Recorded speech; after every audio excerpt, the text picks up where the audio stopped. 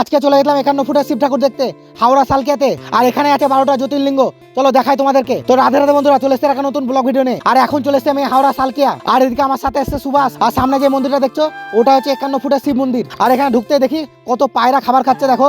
আর এই মন্দিরের সামনে কত সুন্দরভাবে গার্ডেন সাজিয়েছে। তো অনেকদিন ধরে মোবাইলে এই মন্দিরটা ছবি দেখছিলাম, তাই ফাইনালি আজকে আমি সুভাষ চলে এলাম এই মন্দিরে মহাদেবের দর্শন করার জন্য। আর এই মন্দিরের পেছনে দেখতে পাবা তোমরা 51 ফুটের সেই ভোলে বাবাকে। আর এই মন্দিরের ভেতরে আছে ছোট ছোট সব মন্দির। আর এই সিনটা দেখো কত সুন্দর লাগছে, পাহাড়ের উপরে মহাদেব বসে আছে। আর এটা হচ্ছে সেই 51 ফুটের শিব ঠাকুর, যেটা হাওড়া ব্রিজের উপরটাকে দেখা যায়। তো সত্যি বলতে এই মন্দিরে এসে আমার আলাদা রকম ফিল লাগছে। তো তোমরা কে কে এই মন্দিরে এসেছো অবশ্যই কমেন্ট করে জানাবে। তারপর আমরা গুফার মধ্যে ঢুকে গেলাম 12টা জ্যোতির্লিঙ্গ দর্শন করার জন্য। আর এই হচ্ছে সেই 12টা জ্যোতির্লিঙ্গ, আমাদের সেই 12টা পবিত্র স্থান। আর এখানে তোমরা কেদারনাথ, মহাকাল, বদ্রীনাথ আরো অন্যান্য সব জ্যোতির্লিঙ্গ পাবে। তারপর আমি এক এক করে সব জ্যোতির্লিঙ্গতে প্রণাম করে নিলাম। আর এগুলো হচ্ছে সব জ্যোতির্লিঙ্গের ভিতরে এক একটা করে শিবলিঙ্গ।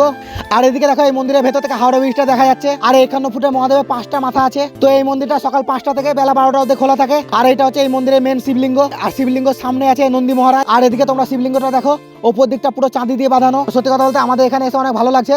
তোমরা আসো আর এখানে একবার এসে দর্শন করে যাও। ভোলেনাথের বড় শিব ঠাকুরের পায়ের কাছে আছে নন্দী মহারাজ। তো আজকে ছিল সোমবার, তাই এখানে পুজো করার জন্য ভিড় লেগে গেছে সব। আর ভোলেনাথের সামনে এসে আমি একটা রিল শুট করে নিলাম। তো ফাইনালি আমাদের এখানে পুরো মন্দিরটা ঘুরে দেখা হয়ে গেল। তো তোমরা কে কোথা থেকে এই ভিডিওটা দেখছো অবশ্যই কমেন্ট করে জানাবে। এখন আমরা বাড়ি যাই। তো আজকে ভিডিও এখানে শেষ করছি। ভিডিও ভালো লাগলে লাইক কমেন্ট শেয়ার করে দিও। দেখাবো একটা অন্য ব্লগে। টাটা।